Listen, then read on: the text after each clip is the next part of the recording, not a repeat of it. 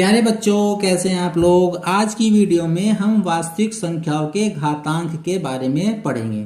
तो देखिए, इसमें दो शब्द आए हैं, एक तो आया वास्तविक संख्या और दूसरा आया घातांक। वास्तविक संख्या को मैंने आपको बताया था कि इसको रियल नंबर लिखते हैं और रियल नंबर को हम आर से प्रदर्शित करते हैं। और आर की जो संख्या होती है हमारे पास में, वो माइनस इनफाइनाइट से प्लस इनफाइनाइट के बीच होती है। यानी आर जो होता है, यानी रियल नंबर जो सेट है, उसमें मेरे प्यारे बच्चों एक तो परिमेय संख्या आती है और मेरे प्यारे बच्चों अपरिमेय संख्या आती है। यानी परिमेय संख्या और अपरिमेय संख्या का जो सेट होता है वही हमारे पास वास्तविक संख्या का सेट होता है। ठीक, ये मैंने आपको पहले बताया था, इसलिए मैंने फटाफट सिखा दिया है। अब आप देखिए, दूसरा शब्द आया इसमें घातांक। ठीक, अगर हम इसकी संधि विच्छेद कर दें तो ये आएगा घात का अंक, इसको बोलेंगे घातांक। अब घात क्या होती है जरा समझिए। आपके पास में कोई भी वास्तविक संख्या है, मान लीजिए आपके पास में एक वास्तविक संख्या है 2 और इसके ऊपर आपने कुछ लिखा है यहां पर, तो यही होती है आपकी घात। घात को यहां लिखा जाता है, जैसे आपने लिखा मेरे प्यारे बच्चों 2 की घात 5। 2 की घात बोलेगा वैसे 2 की घात 5, तो घात का अंक कितना हो गया, ये हो गया घात का अंक, ये हो गया मेरे प्यारे बच्चों 5। तो इसके लिए कहेंगे कि घातांक हो गया मेरे प्यारे बच्चों 5। ठीक, तो घात का अंक यहां लिखा जाता है, ये होता है आपका घातांक। मेरे ख्याल से ये बात आपकी समझ में आ गई होगी। अब आइए कुछ और समझते हैं। जैसे आपने कोई भी वास्तविक संख्या ली है, वास्तविक संख्या मान लीजिए आपने 5 ली है। ठीक, तो आपने ऐसे लिखा है 5 गुना 5 गुना 5 गुना 5 गुना 5 गुना 5। आपने 5 को 6 बार लिखा है, 1 2 3 4 5 6। तो आप इसको शॉर्ट फॉर्म में लिख सकते हैं 5 की घात 6। यानी जितनी बार भी कोई एक संख्या गुना हो रही है उतनी ही संख्या उसकी घात में चली जाएगी। जैसे 5 कितनी बार गुना हो रहा है, 6 बार गुना हो रहा है, तो 5 की जो घात होगी वो 6 होगी। मेरे ख्याल से बात आपकी समझ में आ गई होगी। और देखिए एक एग्जाम्पल दो देखिए, और कि 2 गुना 2 गुना 2 गुना 2 गुना 2 गुना 2 गुना 2 गुना 2। अब देखो 1 2 3 4 5 6 7 8, 2 को मैंने 8 बार गुना किया है, तो 2 की घात 8 हो जाएगा। मेरे ख्याल से ये आपकी बात समझ में आ गई होगी। तो इसके लिए आइए जरा कुछ लिख लेते हैं। धनात्मक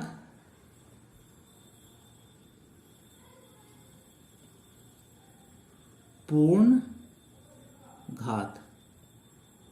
पूर्ण घात का मतलब होता है पूर्ण संख्याएं, और यहां जो पूर्ण संख्या ली है आपको वो धनात्मक लेनी है। मेरे ख्याल से आपकी समझ में आ गया होगा। इसको लिखते हैं हम पॉजिटिव इंटीग्रल पावर। पॉजिटिव का मतलब होता है धनात्मक, इंटीग्रल का होता है पूर्ण, और पावर का मतलब होता है घात, यानी पॉजिटिव इंटीग्रल पावर। ठीक, कैसे लिखेंगे, किसी धनात्मक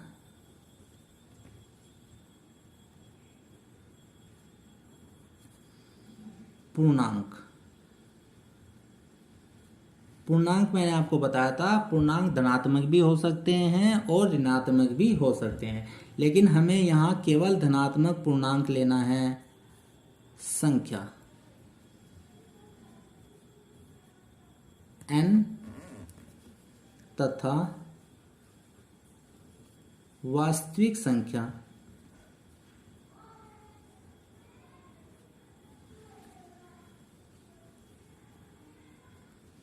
तथा वास्तविक संख्या a पूर्णांक क्या लिया हमने n और वास्तविक संख्या ली a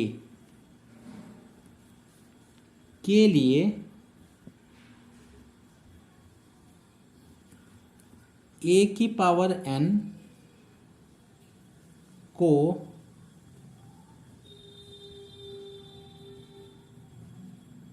निम्न प्रकार से परिभाषित करते हैं।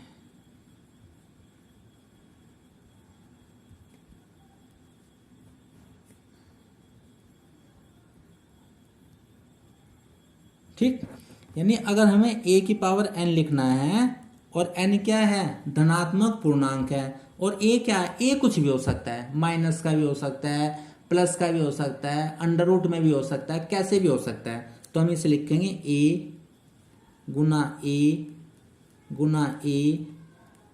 a कितनी बार लिखना है n बार, तो n बार दिखा तो सकता नहीं मैं, तो मैं आपको यहाँ पर बिंदी निकाल के दिखाऊंगा और a लिख दूंगा और लास्ट में लिख दूंगा कि n बार, कि जो a लिया गया है वो n बार लिया गया है। ठीक, यहां ये जो a है इसको बोलेंगे आधार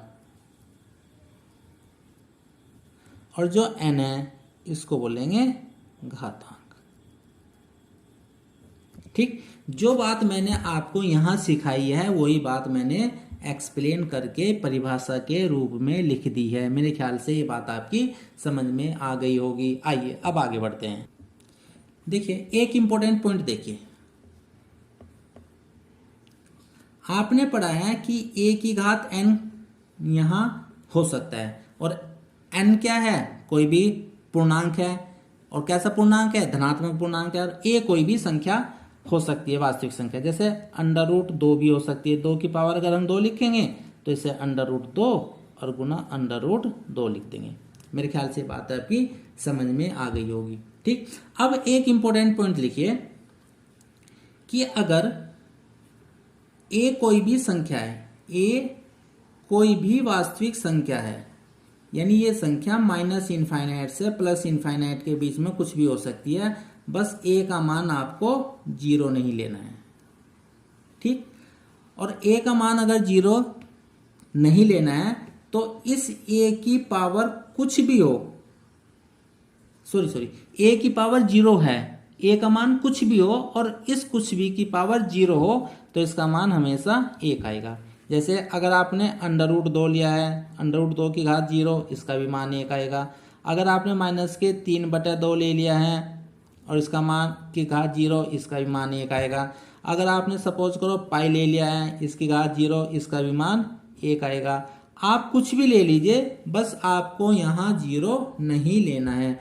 आपके मन में जो भी आए, मान लिया आपने एक बहुत बड़ी संख्या ले ली है 2 3 4 5 6, इसकी भी घात 0 लिया है तो भी इसका मान 1 आएगा। बट जरा ध्यान दीजिए, अगर आपने 0 की घात 0 ले लिया है तो यो एक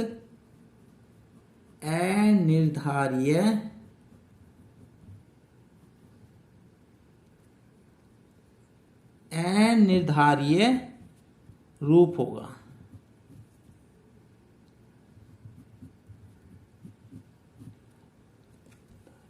कैसा रूप होगा? अनिर्धारी रूप। यानी इसका मान क्या आएगा, 1 आएगा 2 आएगा, वो हम ज्ञात नहीं कर सकते हैं। और ये रूप मोस्ट इम्पोर्टेंट है, लेकिन आगे आने वाली क्लासेस में आप इसे पढ़ेंगे। जो बच्चे 12th के बाद इंजीनियरिंग की तैयारी करेंगे वो इस रूप को बहुत अच्छी तरीके से समझेंगे। तो अगर आपके पास कहीं 0 की पावर 0 आ गई तो उसको अनिर्धारीय रूप बोला जाएगा। कभी इसका मान कभी भी 0 की पावर 0 का मान कभी भी 1 नहीं आएगा। तो ये कंपटीशन की दृष्टि से बहुत ही महत्वपूर्ण है। तो आप इसे, मैंने आपको ये इंट्रोड्यूस किया है, लेकिन जैसे ही आप 12th कर लेंगे या 11th में आएंगे तो इस तरह का रूप आपको पढ़ने को मिलेगा और कंपटीशन की दृष्टि से ये रूप बहुत ही महत्वपूर्ण है। ठीक है, अब आइए, अब हम आगे बढ़ते हैं, पॉइंट नंबर 2 पर हम पढ़ते हैं। जैसे हमने पढ़ा है मेरे प्यारे बच्चों कि 2 की घात 2 या 2 की घात 3 लिया हमने, तो इसको मैंने लिखा है 2 गुना 2 गुना 2, क्योंकि ये धनात्मक लिया है। लेकिन ये जरूरी नहीं कि हमेशा ही धनात्मक आए, ऐसा भी हो सकता है तो 2 की घात -3 आ जाए, तो अब हम क्या करेंगे, या अगर हमारे पास में 5 की घात -4 आ जाए तो हम क्या करेंगे, तो जो घातांक है वो आपका नेगेटिव है, तो तब हम क्या करेंगे, तो इसके लिए चलिए पहले लिख लेते हैं ऋणात्मक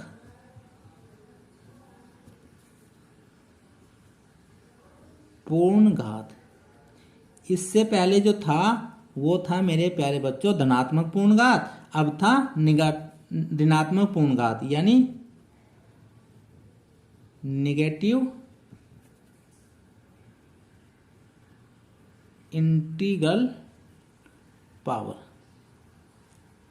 ठीक, चलिए लिख लेते हैं किसी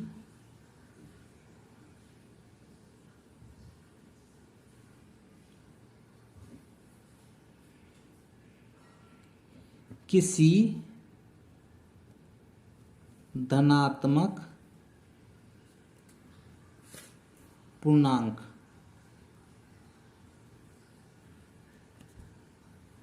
n को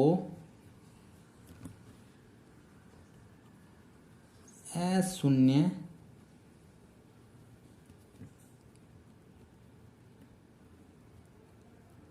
वास्तविक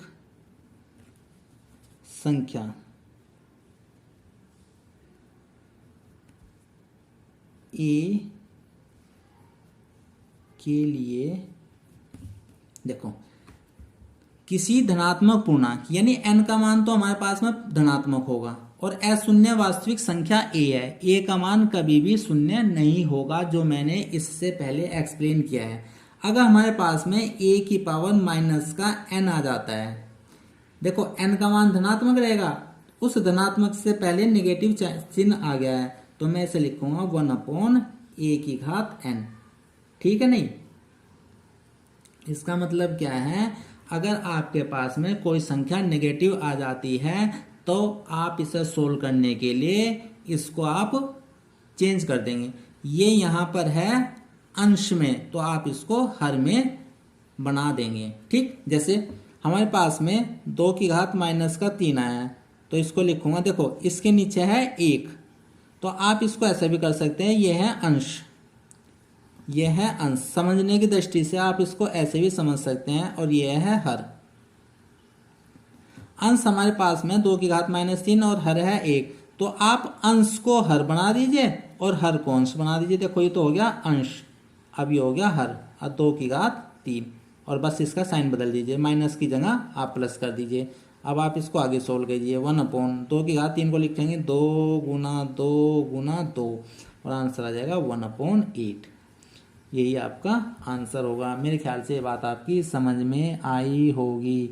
ठीक है प्यारे बच्चों, आज की वीडियो में मैं आपको इतना ही सिखाऊंगा। कल की वीडियो में घातांक से संबंधित कुछ नियम आपको बताऊंगा। ठीक है प्यारे बच्चों, थैंक यू फॉर वॉचिंग।